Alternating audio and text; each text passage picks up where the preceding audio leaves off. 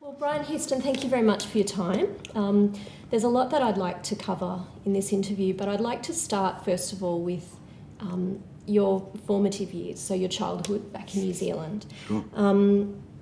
You made a personal commitment to Jesus at the age of about 5, Yes. according to your book. And you say that for as long as you can remember, you always wanted to be a pastor. Do you remember how this desire formed, and what time or moment was it that the spark was lit in you, and sort of what was driving you? Yeah, sure. Yeah, well, obviously my parents were Salvation Army officers when I was born, and then they transitioned out of that and were just sitting in the Baptist church for about a year, and then took on a church in Auckland, which was an Assemblies of God church. And so in those days, my father used to go out into rural New Zealand and do crusades, like revival meetings, crusades. And so I remember that very, very specifically, it was in a tent in the north of New Zealand, and I remember going up the front and making that decision. Then really when I was 17, that was when I would say I really started developing a real relationship with God. But I grew up with this passion to serve Jesus. I think a lot of it then was my father's influence, and I admired him greatly and loved what he did. And I literally can't remember a time when I didn't just think one day, I want to preach, I want to be involved in ministry. I don't know I knew specifically that I'd pastor a church or what that would look like. But yeah, it's a funny thing. It's just been part of me as long as I can ever remember. You've just had what I understand is called your Heart for the House weekend. Yes. This weekend just gone, where the church gets a real vision for what you're supporting as a church in missions and Yes. around the world and that sort of thing. So you're reaching out to people in our own city, and you've announced your 14th and 15th campuses in South America to Yes. be coming out this year. And you're reaching children and the needy all around the world, rescuing girls from slavery, and supporting a church in Iraq. So it's a global church now. Yes. How much further does your vision reach? Like when you reach this point, where to now? Like, do you have new ideas in your back pocket that you're waiting, just for the right time? Funny, it's never worked like that. I've never had a master plan that Yeah. we've worked to. Yep. Just been very intent about going forward, and I've always been a visionary. But even what cities we're going to, there's never been a master plan. It's really come down to the right person at the right place at the right time. And whenever we've got those three things right, it's gone well. It's been amazing. So, yeah, my goal is just keep on serving Jesus, keep building His church, and I find that when the time's right, God puts something into my heart or into the heart of those around me, and we make those decisions. But to me, it's a miracle story. An Australian church from the suburbs of Sydney, having the kind of influence God's given us is just miraculous, both through the worship and now through the church itself. And I mean, it's just amazing. Every Sunday night I walk into church and I look around, because it's generally very packed on Sunday nights. I look around and I get overwhelmed by the grace of God. It's amazing. I'd like to talk about your book, which you've just published, Live, Love, Lead. I've had a look. It's a very personal book, almost like a memoir, and some really raw emotional stories in there. Why are you becoming such an open book these days with, I guess, the media and with your church as well, sharing so much of your life? I don't think I've ever had any problem being authentic and being honest and transparent.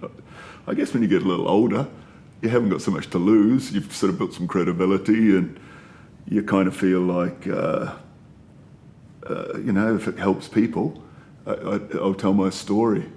And that's my whole objective with Live, Love, Lead.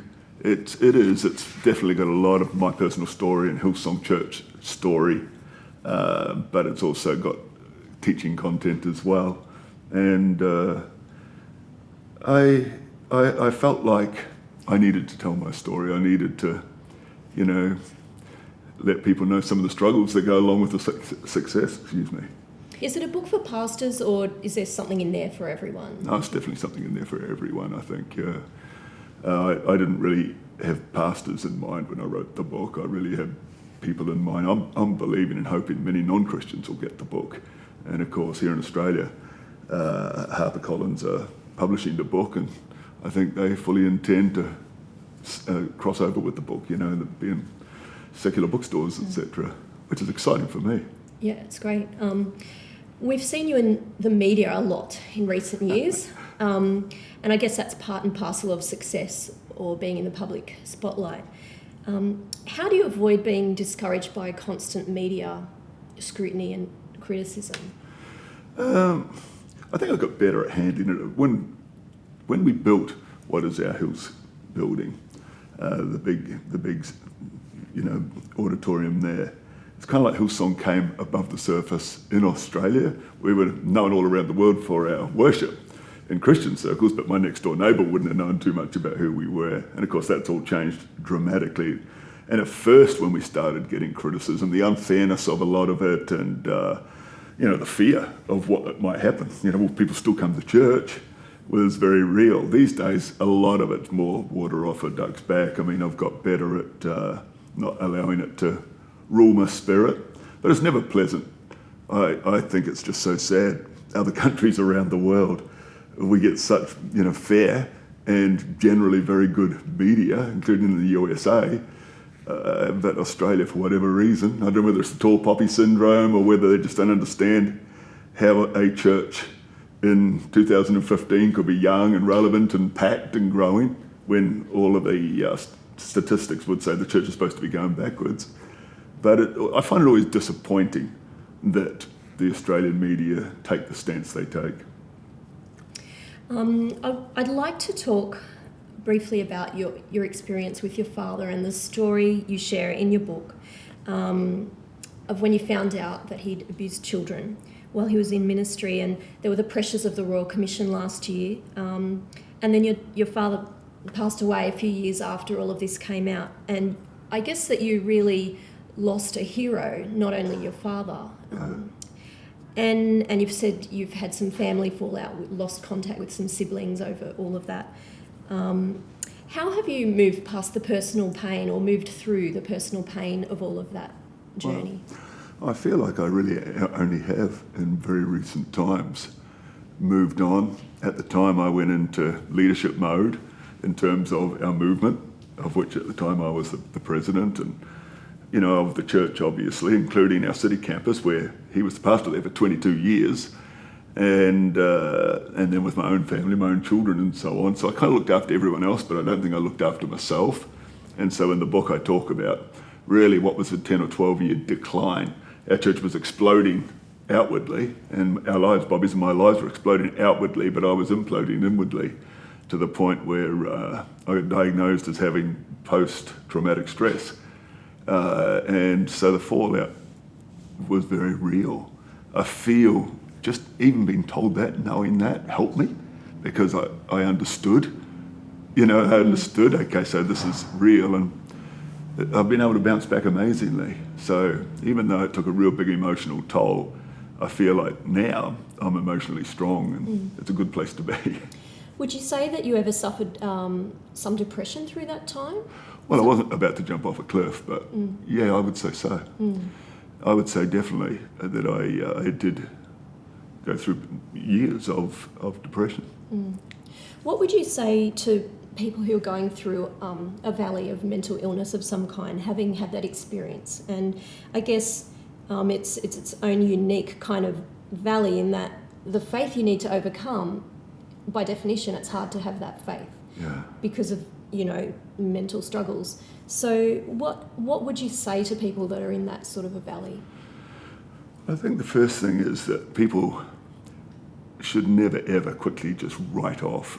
Sometimes as believers we can sort of more or less tell people just to get over it, and life's not like that. It's not quite that easy, and I think just people knowing they're understood is a huge help, that you understand that you have compassion for them, you feel for them. And in the first half of my life, up to when I found out about my father, which is when I was 45, I was never that guy. I mean, if you had told me that one day I'd have a near burnout experience and go through periods of depression, I would have thought you were on drugs, because I just was never that person. I was happy-go-lucky, kind of took everything in my stride. Everything in those days of my life was great.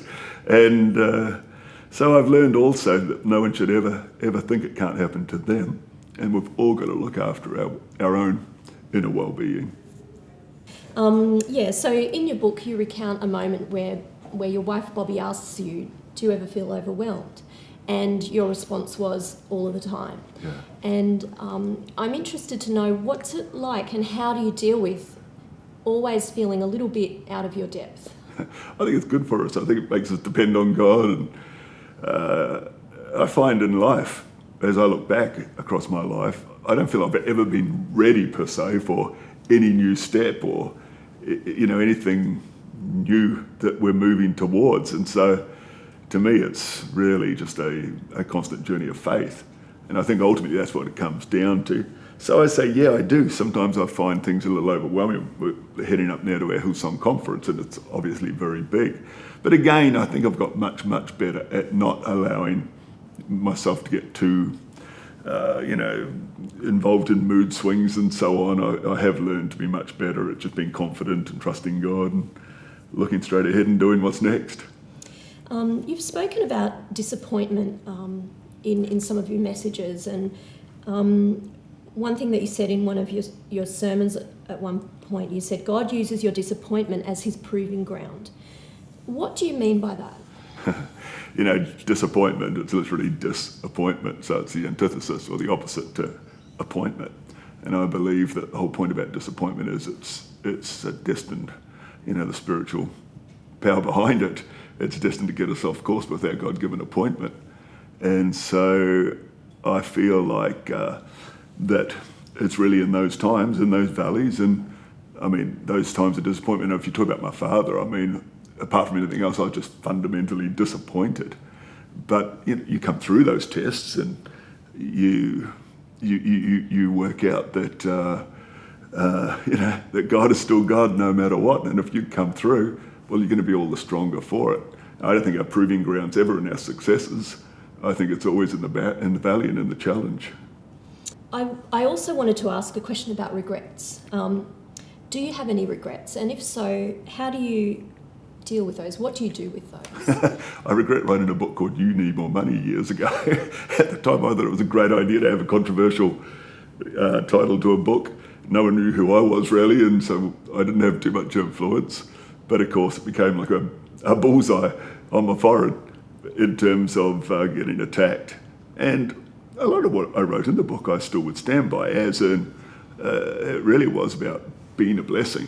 It wasn't about getting rich and piling up money. It was about being in a position to be a blessing.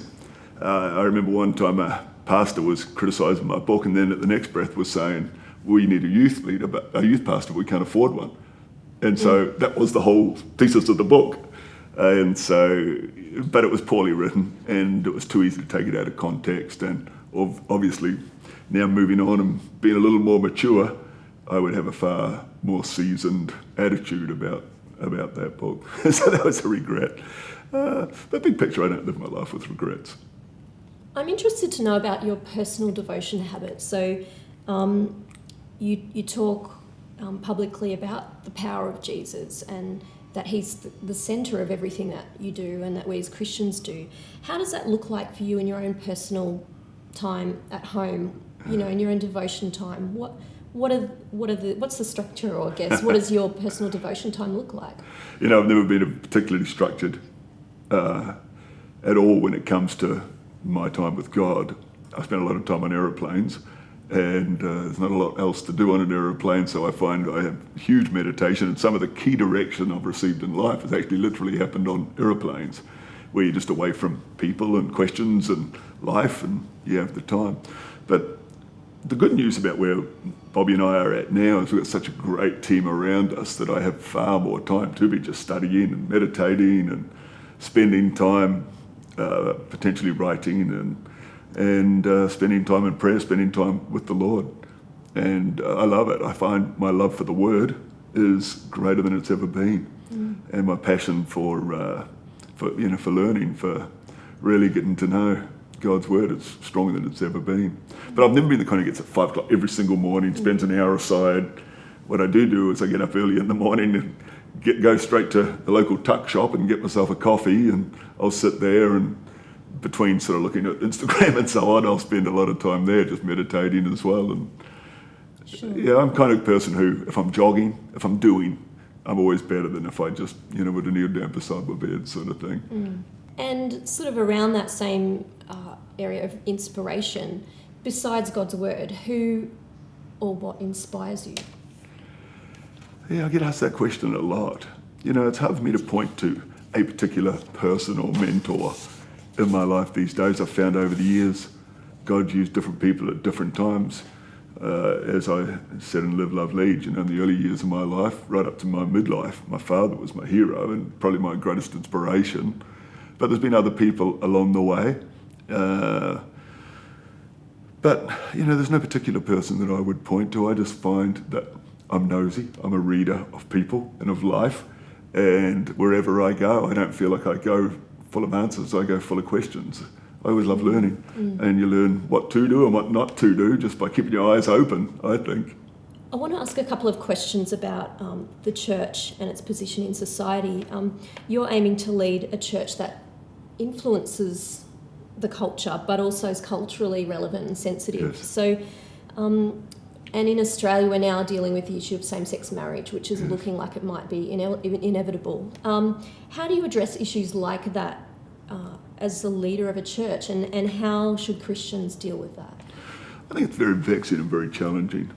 The moment you get asked the question on secular media in particular, what do you think about homosexuality, or what do you think about gay marriage, you're going to lose people.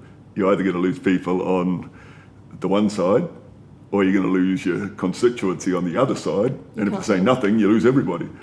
And so it's one of those questions where there's just no great answer. I feel very much, I've described it like this, there's the word we live by, there's the world we live in, and there's the weight we live with. And the world we live in is obviously changing all the time.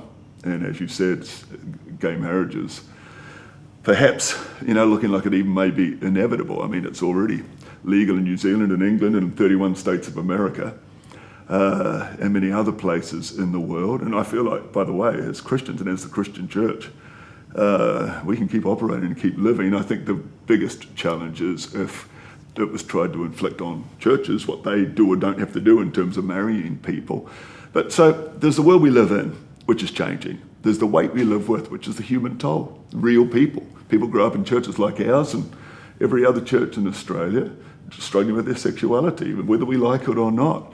And sadly, sometimes they've spoken to a youth leader perhaps, or even to their own parents, and felt this incredible rejection, and either spend the rest of their life hating God and hating the church, or even sadly, even more tragic than that, become suicidal because they feel hopeless. They're in a world that doesn't accept who they believe they are. So I very much feel the weight, the human weight of it. And of course, then there's the word we live by, and I think the word's very clear that that homosexuality is a sin. So yeah, I don't find it easy. I find it sad that you've got to try and basically write a whole lot of people off through one media statement. With secularism, I guess, becoming more and more the norm in Australia and Western culture, how would you say that Christians can be the light in their community when it's probably becoming actually less and less popular to do that? Yeah, it's amazing how it seems that everyone's so incredibly sensitive, politically correct about every other strata of society, including even other religions. And yet people in Australia sometimes see the Christian church as just open target. And it's just a very interesting thing. But I do feel still, in my experience with individuals, when I'm on aeroplanes, when I'm in airports, and even the shopping malls, people come up and they say, "What's you on TV?" I'm not religious, but, and I find in actual fact that people are as spiritually hungry as they've ever been. And so I think if we realise that, and we just live with the kind of testimony where people can see what we preach working in our lives, that's the best thing we can do. A question about how our understanding of God changes. As a young pastor, do you look back and see ways that you viewed God and ministry differently to how you see things now? I grew up, in what you would call a classic Pentecostal church.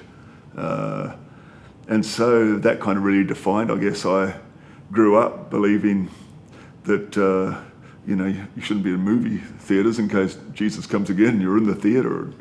The world I grew up in, my sisters didn't wear jeans and you didn't buy ice creams on Sundays. And so it was a kind of a different world. I think in the earlier years of our church, somehow, I think just being inspired by other leaders and through travelling, I got a revelation of God that was just much bigger, broader. I think I got to know the heart of God a whole lot more, and really started to believe in a God who wants to bless people and build their lives. And it's amazing because, to be honest, it was out from that I feel like Hillsong Church really has become all that it has become.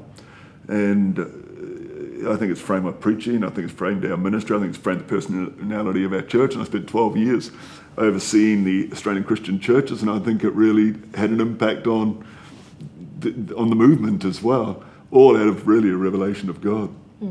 I'd like to finish with a couple of questions about, the legacy that you'd like to build and leave.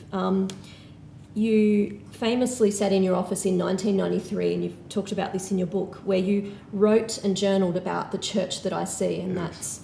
that's, you saw the international ministries and in influence and TV ministry and that sort of thing. You sort of pictured that, and now that's a reality.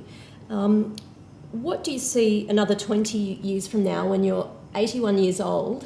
What are you hoping your church will be? I think the first part of a leader's life is very much, visionary, building, growing, and hopefully that never goes away. But I find the second part is more about equipping and empowering and releasing, and to a point letting go, trusting younger people. I've always tried to be very intentional about empowering younger people and believing in younger people and bringing them into, not just leadership in a youth group, but bringing them into the mainstream of our church, and it has really worked for us. I think my legacy, I feel like if I have an impact on people in a way that helps them fulfill their potential, that's what wires me. I just love seeing a young couple get their first house, a Christian build a business on kingdom principles and become prosperous business, and just seeing people in every walk of life fulfilling their potential. And so I hope my legacy is to build a church that is passed on to a younger generation that is strong, with the attitude that let's believe by God's grace they'll make it even stronger. I've been talking a little bit right now about the song that the people sung, that Saul had slain his thousands and David his tens of thousands, and of course Saul got incredibly threatened, and the Bible says he eyed David from that moment on. I would love to think I could be the opposite, that by God's grace I had the chance to lead thousands, and now, hopefully through a little bit of my influence, those coming after me are leading their tens of thousands. I think that's the way to grow old gracefully in ministry. I just wanted to get a picture of the kind of church that, let's say in 100 years' time, when his church historians look back, and we can look back now at pioneers like, say, Samuel Marsden and the Wesley brothers, and look at their passion and their influence that they had in their day, and how it's now grown into a denomination or that has a certain influence, Yes. certain character in society. In 100 years' time, what would you hope can be seen and said about the Hillsong movement? Well, I think in some ways we've had an impact on the way we do church, how people do church, not just in Australia, but all around the world. And it's funny, when I speak in conferences and so on, so often people say that. They would say that in some ways Hillsong has redefined the way that people do church, which is a great honour, because I've always believed that what we were called to do, including through our Hillsong conference, is to champion the cause of local churches everywhere. I'm a great believer in the church. I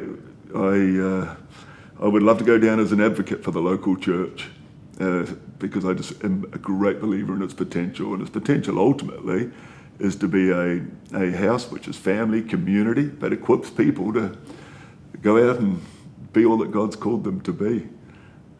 Well, Pastor Brian Houston, it's been an honour to speak to you. Thanks For so your much. time. Appreciate it.